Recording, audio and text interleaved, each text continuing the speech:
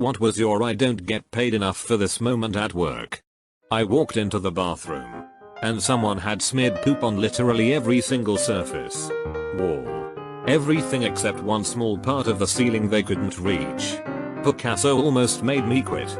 But luckily my boss told me to lock it. Not let anyone else use it. And he got someone to come with a pressure washer. Worked at a fast food place about 13 years ago. This lady in the drive-thru claimed she was missing a sandwich. Our policy was to ask for the bags back to verify. I asked to see the bags, 3 or 4. Decent sized order, and instead of handing them back like a civilized human being, she instantly started raging and throwing the food into the window while cussing me out. Guess what one of the items that she threw at me was? Yep. Said missing sandwich. I don't think you understand what a contract means. Besides, this is an opportunity for you. When the newer manager tried to move me to night shifts weekend from my day shifts working days despite my contract being very specific about when I worked. Hey, you were right. This is a big opportunity for me. Was how I opened when I told her I was quitting.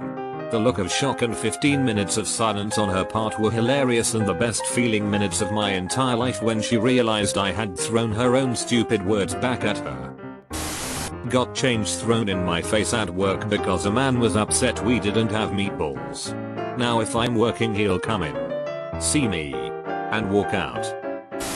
Direct support staff for people with minor disabilities. 13 an hour. Had a client go off the rails because he refused to take schizophrenia pills. Was working night shift and he gets up in the middle of the night and starts yelling random things, running around the house naked, peeing on everything, asking for me to put a cowboy hat on him. He is now in a nursing home, bless his soul. I was working late. Like 2 AM in the office. My manager said let's go to the convenience store to buy some snacks and smokes. She sits in the back and we drive there. After we get out, she says can we swing by this street intersection real quick. When we get to that intersection, I guess she sees a car that belongs to someone she knows parked in front of her boyfriend's house. She starts to wail, cry and kick around in the backseat, while my bewildered ass just holds the steering wheel with a stupid look on my face. After 20 minutes of that we drive back to the office. I drop her off and I go home. WTF. I work in childcare. There was one time we had one kid who had a diaper blowout and one kid who puked everywhere. There's only 2 teachers, so one has to handle the blowout and one the vomit, while also keeping the rest of the kids away from it all. Posted before. This was back in the late 90s. I was working at Walmart as my first job as a teenager. I was floated to the garden department one day and there was a guy looking at lawn fertilizer. I walked over and asked if he needs help. He said not now. Just looking at the different kinds you have. Pretty standard reply from the guy. So I said okay. Let me know. I walk away. And then swing back about 5 minutes later. Same guy has proceeded to rip open about 10 different kinds of the fertilizer all over the ground and is rolling around in the stuff. He is also taste sampling the stuff.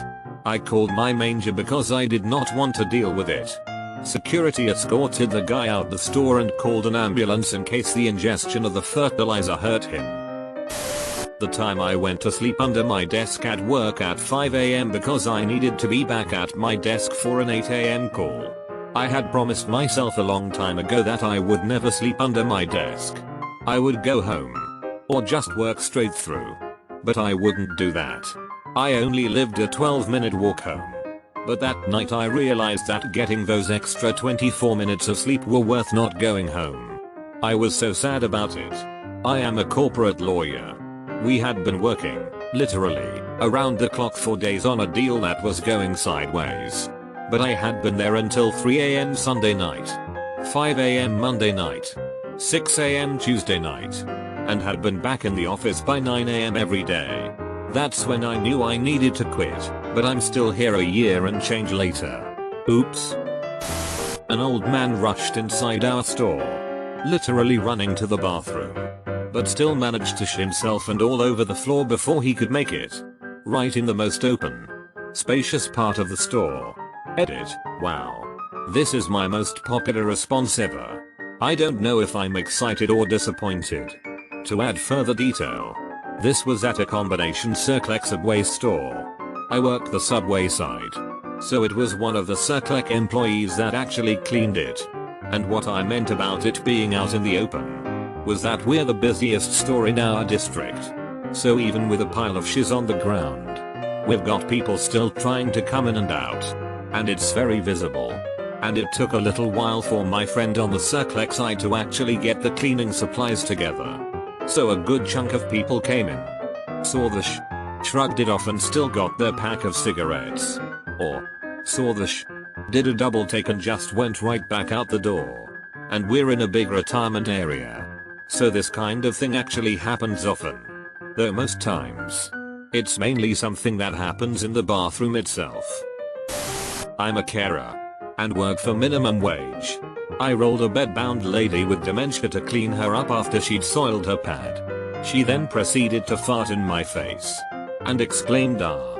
I'd been holding that one in for you while laughing in the most dirty evil laugh you'd ever hear. That lady had also thrown fish at me, spanked me on the bottom with a back scratcher saying, "Are you like that, you dirty cow?" Thrown a TV remote at my head, and thrown various soiled objects at me. Despite all this, she can be funny as hell. Also can be a really nice lady. Just depends what mood she's in that day. Dementia can do weird things, but a mouthful of granny fart is one thing I'll never forget.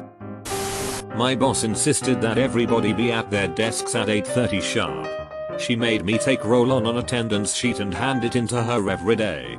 She also made me do it at lunchtime, when everybody left and came back, and when they left at night. Took roll for a bunch of adults 3 times a day. I don't work there anymore. I work in security. And a bit under a year ago, I worked at some kind of public TV event. My job was to keep people without passes out of a specific area which was intended for those working behind the scenes to kick back and relax and get their lunches and all that. Anyway, only ones I was allowed entrance were people with passes and other security folks. But then word from above came that the exception was to be made for some kind of supposedly famous child music group. I had no clue what they looked like. So 4 kids and their parents walk up and I stop them. Don't you know WHO, these are quickly followed. Eventually it got cleared up. And every time after they kept bringing in more friends and family members and the same song and dance continued. You. Working at Target on Black Friday in the back room without anyone else to help me pull the product and getting told I am not keeping up. Weird how I got sick 2 hours into my volunteered 12H shift. Was working the registers at a grocery store.